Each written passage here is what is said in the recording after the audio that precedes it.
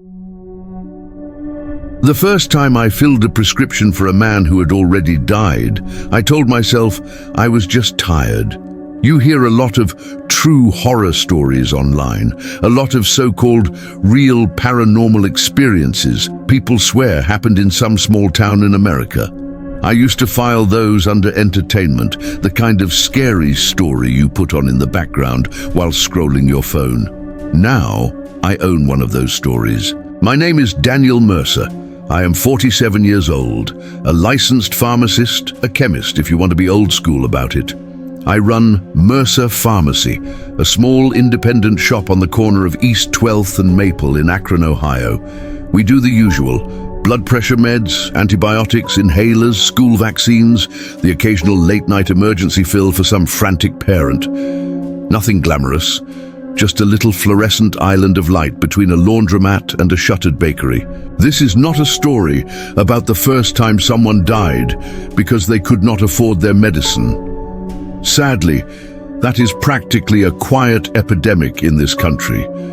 This is a story about what happened after, about the customer who came back. It was late October, a week before Halloween, which probably sounds convenient if you are expecting a haunted pharmacy story. But honestly, the date only mattered because the nights were colder and my old storefront heater rattled like it had bronchitis. I was staying open late that week. There was a flu wave rolling through the area and business had been good. People needed their inhalers, their steroids, their antibiotics. Real life, real stress, real bills. My wife had gone home hours earlier. She helps me with the books sometimes, but refuses to stay after 9 p.m. She says nothing good ever walks in after 9. That night, I agreed to lock up alone. At 11:42 p.m., I was behind the counter, logging the day's controlled substances into the system. The storefront was empty, the radio was low, and the security TV above the door showed 4 black and white camera feeds: entrance, aisles, back door, and the tiny parking lot. Somewhere in the distance, I heard a siren from Summa Health down the road. Normal soundtrack, normal night. Then the front door chime rang. Not the bright, clean ding I paid an electrician to install a couple years back. This was my original bell, an old brass thing mounted above the doorframe, the one I had taken down after it started sticking and ringing at random whenever the wind shook the glass. It gave a long, metallic ring that vibrated in my teeth. I looked up at the door. The glass was closed, locked. The modern chime wired to the alarm hadn't sounded at all. But I watched the old brass bell sway back and forth like someone had just walked under it. Static flickered on the security TV for half a second. The parking lot camera went snowy, then recovered. I put my pen down and tried to laugh it off. "All right," I muttered. "Wind 1, Dan 0. Except there was no wind. The air outside looked still, the flag on the corner pole hanging limp. The weather app on my phone earlier had said calm, clear, mid-40s.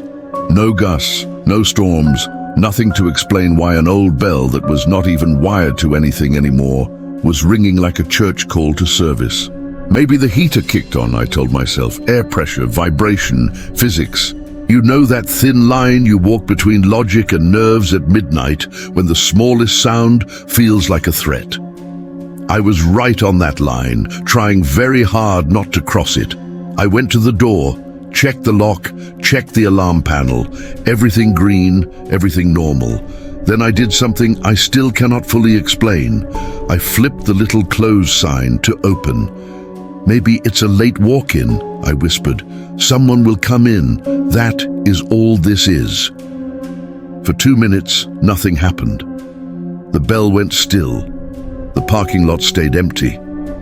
Then I saw him. At first, it was just a shape in the periphery of the entrance camera, a figure at the edge of the top left corner, standing just outside the cone of light from the street lamp. On the screen, his outline looked smeared, like bad compression.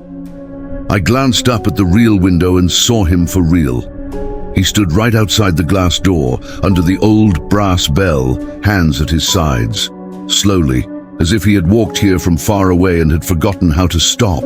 He was thin. That was the first thing I noticed. Not just slim, but the kind of gaunt you see in certain types of chronic illness. Cheekbones sharp, collarbones visible through a faded hoodie. His jeans were muddy at the hems, his sneakers damp like he had walked through wet grass. Dark hair clung to his forehead in clumps. What really stood out, though, was the paper in his hand. He held it like it was precious, like a winning lottery ticket or a birth certificate. His fingers were stiff around it, white-knuckled.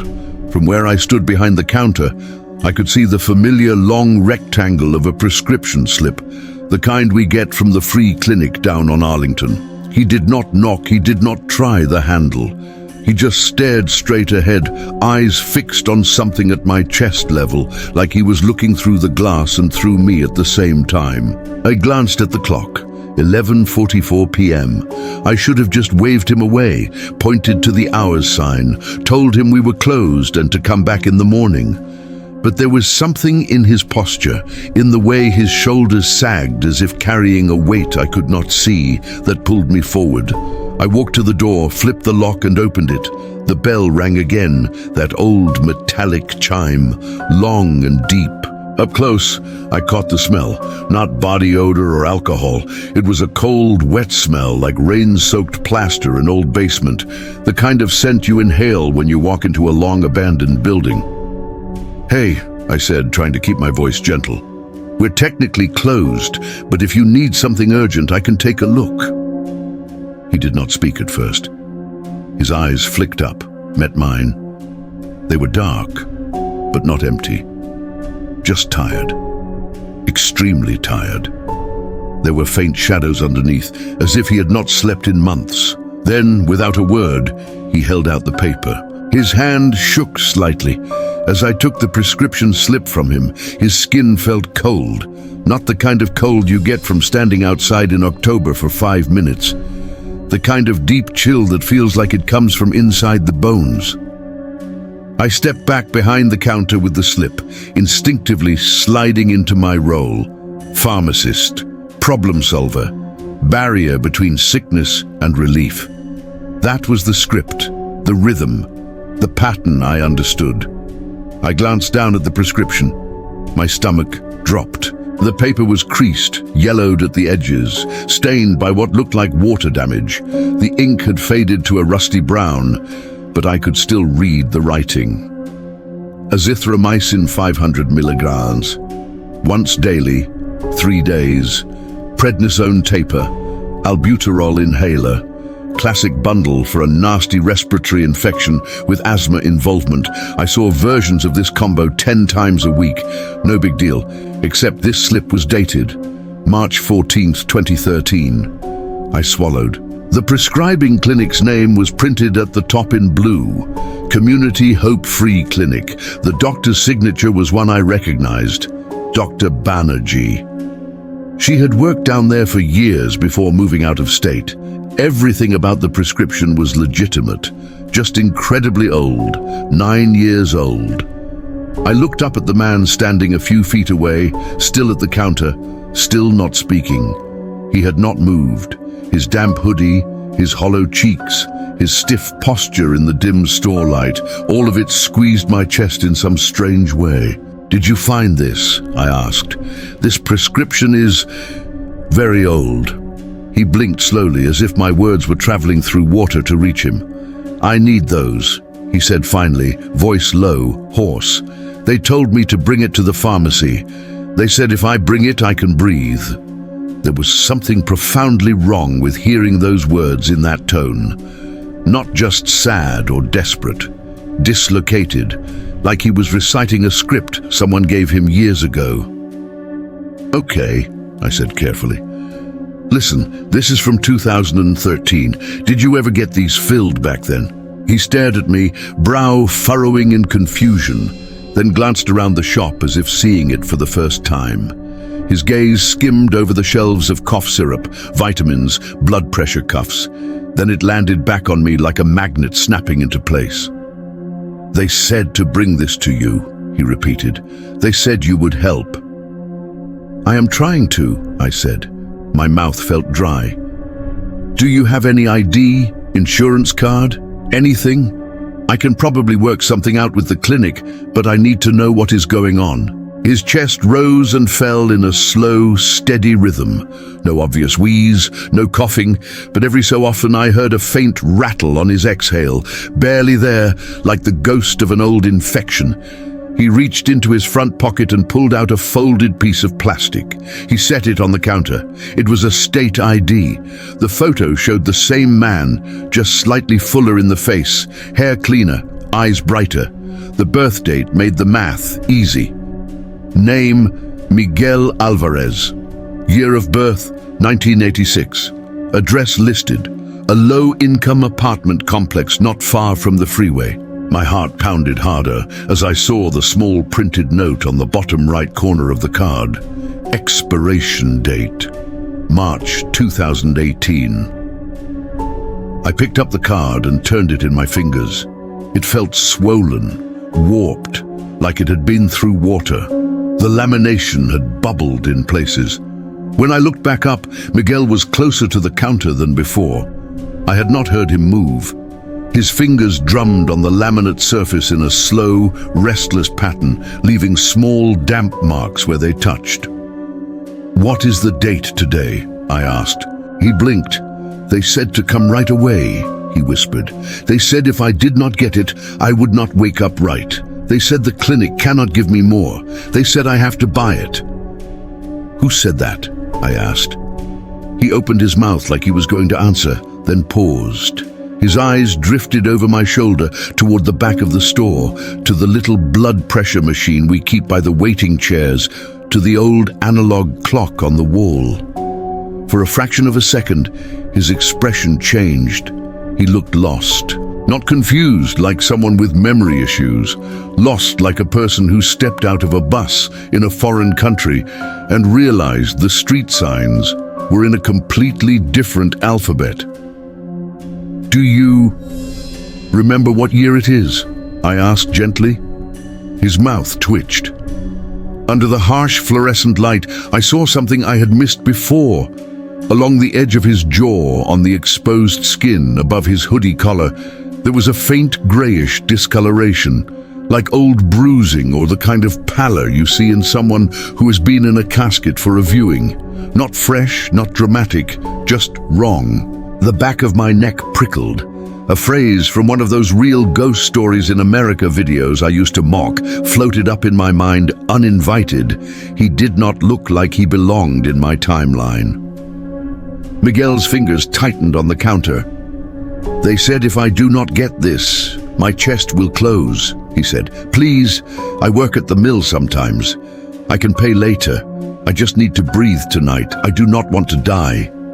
The word hung in the air between us. Something in my chest cracked at that, a mix of anger and guilt and a very old memory. Because this was not the first time I had seen that prescription. 9 years earlier, in 2013, I had been standing behind a different counter in the same store. Mercer Pharmacy was newer then, our shelves freshly stocked, our register still glitchy. A young man had stood in front of me, same hollow cheeks, same tired eyes, holding the same slightly damp, creased prescription slip from Community Hope Free Clinic. Back then, he looked nervous but alive. Back then, I did not recognize the line I was about to cross. He had put the paper on the counter and asked the same thing. "I need these," he had said. "They said you would help." I had run the cash price, azithromycin cheap but not free, steroids a bit more, inhaler, the real hit, no insurance, no discount card. I remember the total, $86.17. He had 86 cents in his pocket. We tried to work something out. I called the clinic. Their sample closet was empty. I called a charity program. Their approval took days. The man wheezed when he spoke, but he smiled and said he would be fine. He just needed something to get him through the night. I had other customers waiting, other problems, other responsibilities. The system was the system. Emotional pleas did not change math. "You could at least give him the antibiotics," my tech had whispered when he left empty-handed. or pull an inhaler and write it off. If I do that for him, I had said, I have to do it for everyone. We are not a charity. We will go under. He left, clutching the prescription like a useless talisman. I watched him go. I told myself he would find a way. 2 weeks later, I heard his name on the local news. Miguel Alvarez, age 27, found unresponsive in his apartment, complications of untreated pneumonia and asthma. The free clinic sent out a flyer. They asked partner pharmacies to keep an eye out for high-risk patients. They gave a talk about health equity, access, all the right buzzwords. I signed the attendance sheet and went back to work. I never told anyone I remembered his face at my counter. Now he was standing in front of me again, asking for the same medicine with the same piece of paper. And he was not breathing like a living man. On some level, my brain tried to take the safe exit ramp. Maybe this was a different guy with the same name. Maybe he had some bizarre sense of humor. Maybe I was overtired and overlaying my guilt onto a random stranger with a similar prescription. But the prescription number printed in the corner cinched it. RX 1303MA. I remembered entering those numbers into my system 9 years ago. I remembered how my fingers hovered over the keyboard as I cancelled the transaction because he did not have enough money. That exact number was on this slip. Same ink, same handwriting, same water stain from where a drop had blurred the word prednisone. Miguel watched me, eyes boring into my face. "You remember me," he said quietly. The radio in the corner cut out for a second, then came back with static.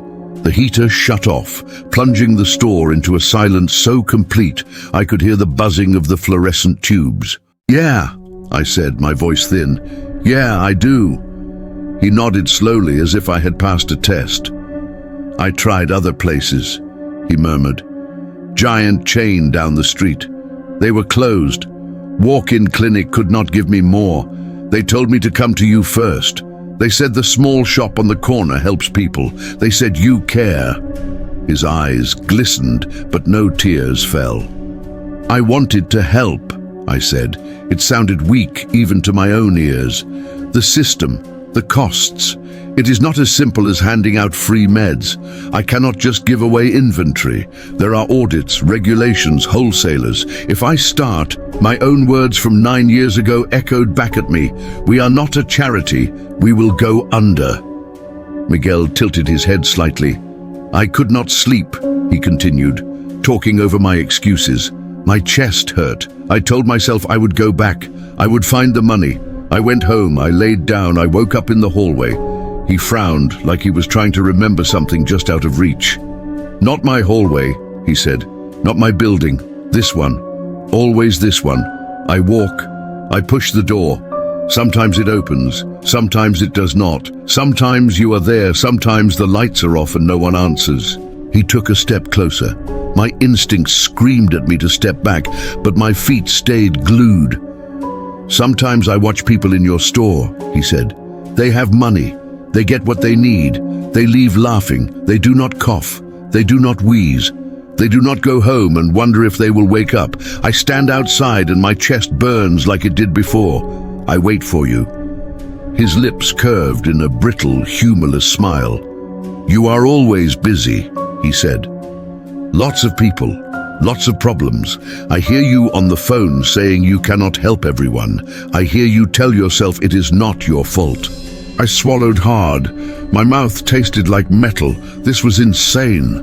A haunted pharmacy story unfolding in my own shop. A real ghost story with guilt as the main haunting. Part of me wanted to hit the panic button under the counter and call the cops. Another part knew that no officer from Akron PD could do anything about whatever this was. I did the only thing I knew how to do. I defaulted to my profession. "I can fill it now," I said suddenly. "Your prescription, I can fill it. I will write it off as spoilage. I will cover it myself. We have azithromycin in stock, prednisone, inhalers. You can have whatever you were supposed to have then and more. Free, no charge." I reached for the keyboard, my fingers trembling as I pulled up a new patient profile. Miguel Alvarez, date of birth, address. I entered the old RX number. The system recognized it as cancelled. Override, I muttered. Override cancel. Cash price 0. The computer beeped at me. A red warning flashed. Prescription inactive. Patient deceased. I froze. Our software had integrated with a state mortality database last year. It flags people who have passed away, so pharmacies do not accidentally fill or bill under their names. I had found it mildly morbid, but useful. Until that moment, the screen was very clear. Status, deceased. Date of death, March 28, 2013. Cause of death, complications of pneumonia and asthma. I felt Miguel's presence on the other side of the counter, like a pressure, like a drop in barometric weight before a storm. I forced myself to look up. He was smiling at the monitor. I saw that too once, he said softly. Not here. Somewhere else, like a list, names, dates. Mine was just letters and numbers. No one cared what it felt like from this side. His fingers tapped the counter twice, leaving darker damp spots that did not evaporate.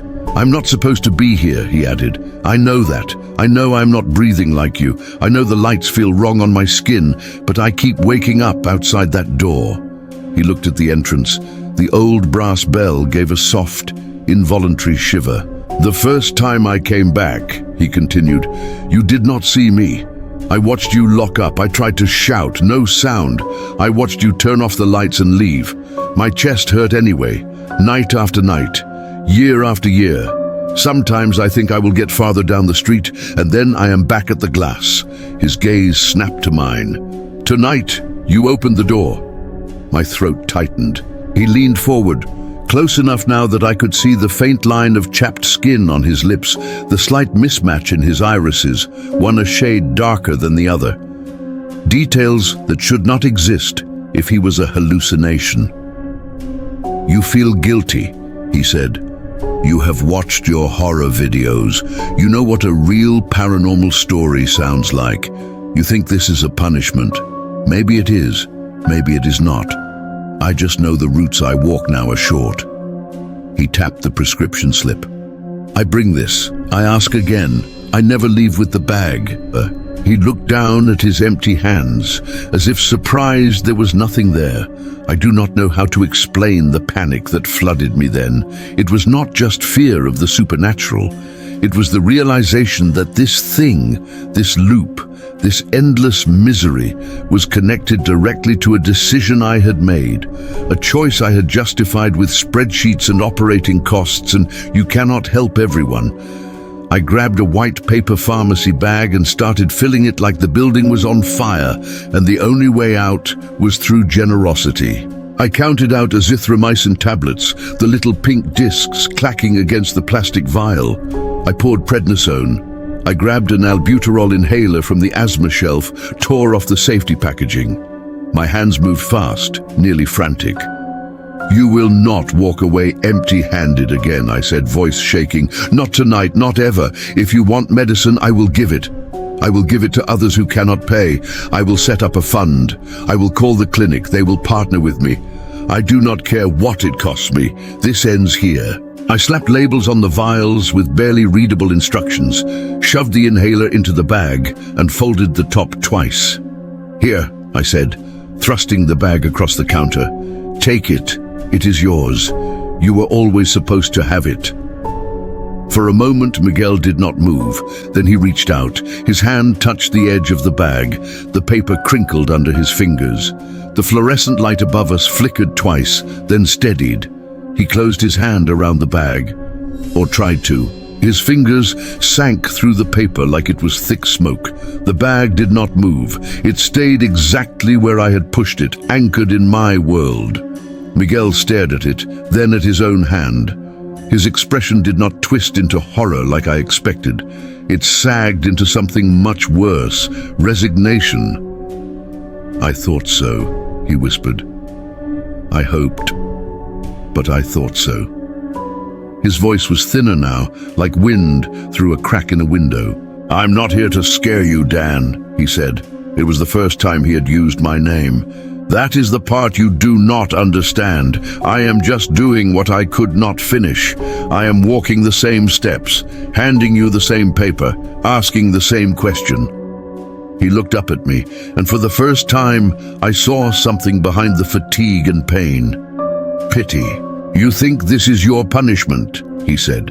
"Maybe your real punishment is knowing this is bigger than you. That there are 1,000 other counters, 1,000 other names like mine, 1,000 other scripts cancelled because the numbers do not line up." He tilted his head, listening to something I could not hear. "They are calling me," he murmured. "The routes are short. I told you." A chill ran down my spine. "Miguel," I said, stepping around the counter, pharmacy bag still in hand. "Wait, please, just tell me, is there anything I can do for you now? Anything at all?" I stood in front of him, close enough to see the faint condensation forming on his hoodie, like he was standing in a fog only he could feel. The heater had not kicked back on. The air around him felt colder, drawn tight. "You can help the ones who can still wake up," he said. He nodded toward the bag. "You keep that," he added. "You give it to the next person who cannot pay, or the one after, or the next. You decide when it counts. You are good at deciding." The words stung more than any accusation. I opened my mouth to argue, to apologize, to beg him to take something from me so I could feel less useless. But he had already stepped back toward the door. Each step he took made less noise than the one before. By the time he reached the mat by the entrance, his footsteps were whispers. He paused under the old brass bell and looked back at me one last time. "If you keep seeing me," he said, "it is because you are looking in the wrong direction. I am not the one who needs saving anymore." The bell gave a small involuntary ring, then he was gone. I do not mean he dramatically vanished in a flash of light. One moment he was there, slightly blurred by the glass. The next, I blinked and saw only the reflection of my own tired face in the door. The parking lot camera showed nothing. The wet footprints in front of the counter, faint smudges I swear I had seen, faded as I watched, like spilled water evaporating in fast motion. The bag in my hand felt heavier than it should have. I looked up at the clock. 11:51 p.m. 9 minutes. I locked the door, flipped the sign to closed, and sat on the floor behind the counter with the bag in my lap, listening to my heart pound against my ribs like it was trying to get out. That was 3 years ago. Since that night, Mercer Pharmacy has changed. We have a little tin by the register now labeled Emergency Med Fund in shaky marker. People drop in spare change. Some drop in 20s. A local church gave us a grant. The free clinic partners with us. We run discount programs. We cut our margins and negotiate harder with wholesalers. I fill a certain kind of prescription differently now. When someone comes in short on cash and long on fear, I think of Miguel. I have not seen him in the store again. Not fully, but sometimes on certain nights when the air is heavy and the sirens from the hospital are louder, that old brass bell rings once, just once, low and cold, even though it has no right to move. On those nights, I check the cameras. Sometimes, at the edge of the parking lot feed, I think I see a thin figure at the boundary of the light, watching. When that happens, I do not reach for the panic button. I reach for the white paper bags. I know how this sounds. Pharmacist haunted by a ghost customer sounds like the kind of thing you would hear in a late-night scary storytime video and scroll past. But I am telling you this as plainly as I can. There are horrors in this country that do not need shadows and jump scares. They live in price tags and policy decisions, in cancelled prescriptions, and we cannot help everyone. Sometimes those horrors grow a face and walk back into your shop carrying a 9-year-old slip of paper. That was my real paranormal experience. Not a demon, not a poltergeist. A man who should have walked out of my store breathing and did not. So if you ever pass a small pharmacy on a quiet street and hear a single old bell ring, even though the door did not open, stop for a second. Look in through the glass. If you see a tired chemist staring at a white paper bag like it is the heaviest thing in the world, know this. You might be watching the part of the horror story where someone finally decides to do something different.